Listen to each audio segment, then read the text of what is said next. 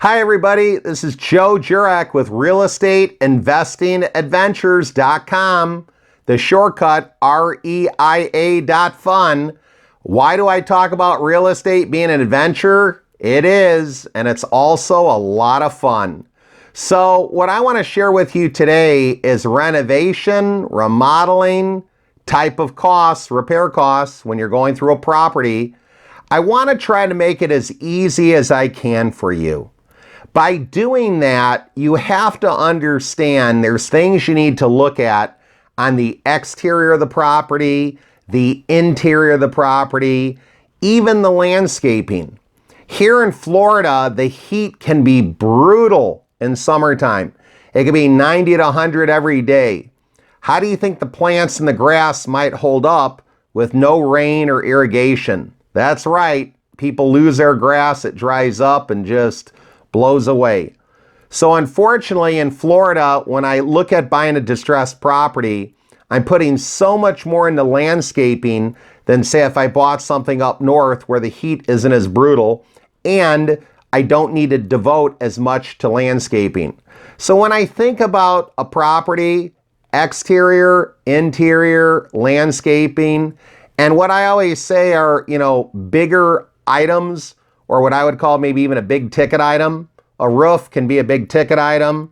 Siding, windows, doors can be a big ticket item. A furnace and air conditioner, big ticket item. Electrical, plumbing, or any sort of issue. Like if the property has a pest problem like termites or something, that could be a major repair cost. Even doing and gutting a full kitchen or bathrooms, that can be major as well. So as you're looking at properties, here's a tip. Maybe you might want to start with properties that don't need nearly as much. Newer properties may be better to start with, or properties that have been a little bit abused but aren't that old, like 50 or 80 or 100 years old, okay? Depending on where you live in the country, you may have more choices or more limited choices. I have purchased properties over 100 years old, but what do I look for? When were the major, bigger ticket items completed or redone? Meaning the roofing, the furnace, the air conditioner, the electric, the plumbing. I don't mind buying a house built in 1920 just so the electric, plumbing, and some of the major items have been updated. I'm okay with that. That's not a problem. And sometimes the older homes might even be built a little bit better from back in the day. They've taken, a little bit of endurance over the years. So I want you to develop a system for walking around the home. I want you to look at the landscaping. I want you to look at the roofing. I want you to look at a chimney, the siding, the windows, the doors, fencing, decking, stairs, anything about that property. Then on the interior, how the mechanicals, the water heater, how's the furnace, how's the air conditioner.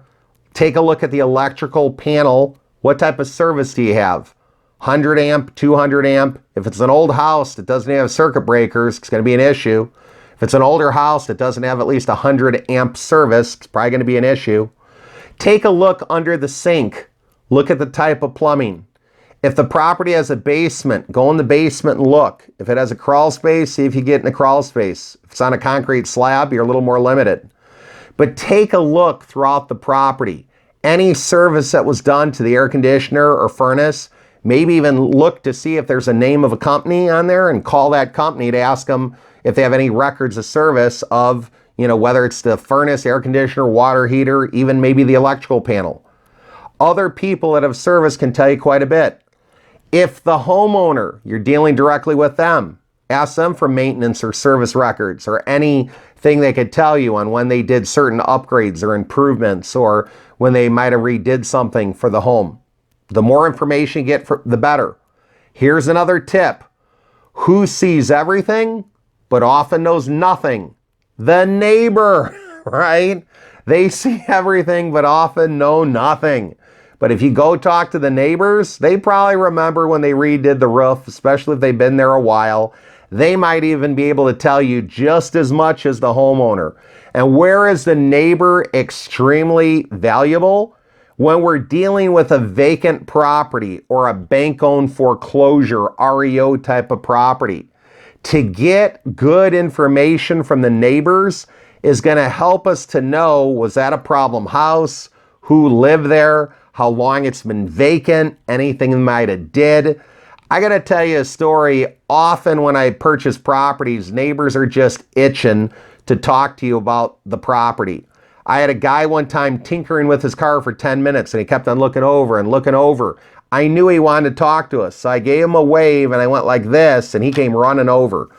Often I say, watch for the moving curtains. When you look around across the street and you see those curtains moving, just go like this and go like this, and they're going to be more than willing to talk to you. They want to know who you are, what you're going to do, but can you talk to them and find out little juicy tidbits about that house, the ownership, what's happened? Can the neighbors even tell you about the block?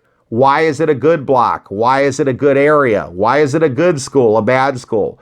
What do they think is happening in the area? They may tell you about certain crimes that have taken place and that's why they're moving out.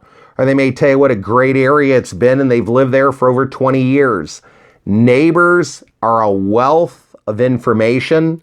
And I often say, talk to neighbors around the house, around the block, walking, anywhere you see a neighbor, talk to them. Now, when you go through this house, you really got to go through and put together a list of what it may need. Because if you're going to make an offer on this house, what did it need on the exterior? What did it need on the interior? And what does that cost? When you look at costing, you can go to your local home improvement store. You can go online. There's a bunch of websites and other videos right here on realestateinvestingadventures.com. I've done other video blogs about how to calculate renovation and repair costs. So if you need to dive a little in deeper how to do that, watch the videos. You can also leave a comment on here. I try to interact as much as I can. I'm happy to help you out with a couple of questions. If you need a more in-depth training, I always work with people. I do consulting, so you can always contact me. But what I want to tell you is you got to get a good number for repairs. The number can't be over, the number can't be under, because as I've said before, it'll directly impact your offer. If you're too low on repairs, you may offer too much. If you're too high on repairs, you may not get the deal because you're going too high on repairs, meaning your offer is too low. You have to get comfortable in doing this. And you might say, well, Joe, on TV, I see somebody walk with a clipboard and they always kind of walk through the house and give them a price. Now, if you need to get estimates on a swimming pool, air conditioner, roofing, any of that, you can do that. But ultimately, who has to be the estimator? You do. Who has to put some time and effort into it? Unfortunately, you do. You might say, oh my goodness, this is like going to the dentist. I dread doing it. But what I want to tell you, it's not as bad as going to the dentist. It really isn't, okay? Once you put a little time and effort in and you look at each house that you do, every house has at least, or should have, one kitchen. Every house has at least one or more bathrooms, living room, bedrooms. Every house is going to have one roof normally, unless they got an addition, I guess. Every house is going to have one or more air conditioners, furnace, water heater. But the typical houses normally have one, okay? You don't want to buy the cheapest houses. Most people gravitate, oh, I can't believe how cheap that house is. They're cheap for a reason. I want to tell you this, okay? Sometimes you can find a deal on a cheap home, you can. But I was in a certain part of the country where we were looking at homes that probably needed $40,000 or $50,000 in renovation. They were asking a little less than $50,000 for these homes, and all fixed up, these homes were only worth, say, $60,000, $70,000. So how could you buy a house for $30,000 or $40,000, put $40,000 or $50,000 into it? Unfortunately, the numbers didn't work. And in real estate, the numbers have to work. It's more about the numbers than it is about the deal. The deal will come together based on the numbers, and as they say, numbers don't lie. So if you're in a part of the country and you're looking at a property that needs extensive renovation or rehab, remodeling, whatever you want to call it, You gotta make sure there's value in that property. Because sometimes people say, well, I can get it for 50, Joe. I gotta put 50 into it and it's worth 100. So once I'm done, I'll have 100 into it. That can be okay if you might want to live in that home, but for an investment, you gotta have some equity in there. Meaning, I'd love to buy a house at 100, put 50 into it, I'm into it for 150, and say the home's worth 200,000 or more. Then I have equity in the home. Equity is what you have into it compared to what it might be worth and what the difference is. With every deal you do, you have to understand repair costs in order to know how to make the offer. The more offers you make, the better you're going to get at repair cost, the more deals that you're going to do. So spend a little bit of time, interior, exterior, writing things down that you know what you got to do. And then when you calculate your offer, it's going to help you make a lot better offers and hopefully lead to a lot more deals. So until next time, live life in the moment, live with no regrets, get out there and enjoy and have fun with your real estate investing adventure. Remember, you can find me at www.realestateinvestingadventures.com or reia.fun. Until next time, go make your dreams a reality. Take care, believe and achieve. Bye-bye.